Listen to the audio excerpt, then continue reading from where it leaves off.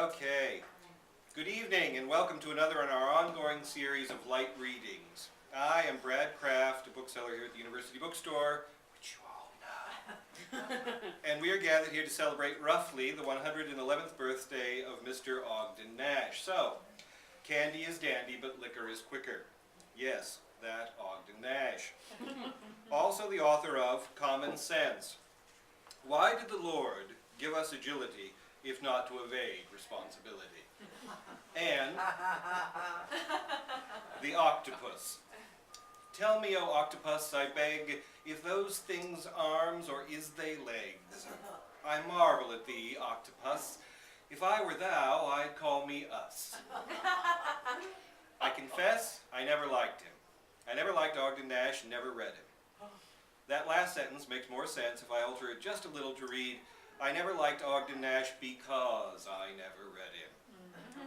To me, in my callow youth, and whose wasn't, Ogden Nash was a white shoe poet, a Saturday Evening Post poet, the bourgeois humorist of the commuter train and the cocktail party, meant to amuse the country club crowd over their Waldorf salads and T-bones, the poet to make golfers choke on the cherries in their Manhattans. He was that, but only because I had not read him myself. Perhaps I had to be middle-aged myself to see that. In the spirit of conviviality, then, a drink with something in it. There is something about a martini, a tingle remarkably pleasant, a yellow, a mellow martini. I wish I had one at present. There is something about a martini, ere the dining and dancing begin, and to tell you the truth, it is not the vermouth. I think that perhaps it's the gin. There is something about an old-fashioned that kindles a cardiac glow. It is soothing and soft and impassioned, as a lyric by Swinburne or Poe. There is something about an old-fashioned when dusk has enveloped the sky, and it may be the ice or the pineapple slice, but I strongly suspect it's the rye. There is something about a mint julep. It is nectar imbibed in a dream, as fresh as the bud of the tulip, as cool as the bed of the stream. There is something about a mint julep, a fragrance beloved of the lucky, and perhaps it's the tint of the frost and the mint, but I think it was born in Kentucky. There's something they put in a highball that awakens the torpidest brain, that kindles a spark in the eyeball, gliding singing through vein after vein. There's something they put in a highball, which you'll notice one day if you watch, and it may be the soda, but judged by the odor, I rather believe it's the scotch. Then here's to the heartening wassail, wherever good fellows are found, be it master instead of a vassal, and order the glasses around. Oh, it's beer if you're bent on expansion, and wine if you wish to grow thin. But quaffers who think of a drink as a drink, when they quaff whiskey or gin. Now, that might speak to the middle, my dears, but it would also have delighted Francois Villon. Feel free, come forward, sit. Ogden Nash, then, was more than the sum of his readers, more than just that clever man among clever men and women at the New Yorker. Ogden Nash was something unique in his time and since. Ogden Nash was a moral philosopher and an essayist in verse. Kind of an ode to duty. Oh, duty, why hasn't thou the visage of a sweetie or a cutie? Why glitter thy spectacles so ominously? Why art thou clad so abominously? Why art thou so different from Venus? And why do thou and I have so few interests mutually in common between us? Why art thou 50% martyr and 51% tartar? Why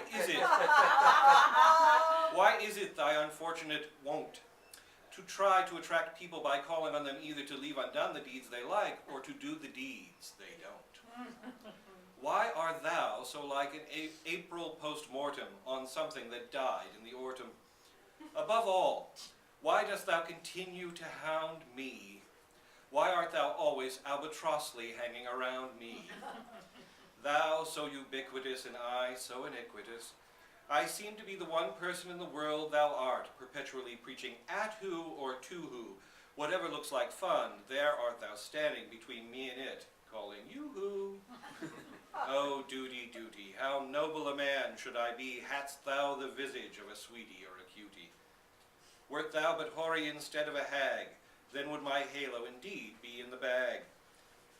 But as it is thou art so much forbiddinger than a woodhouse hero's forbiddingest aunt, that in the words of the poet, when duty whispers low, thou must, this erstwhile youth replies, I just can't.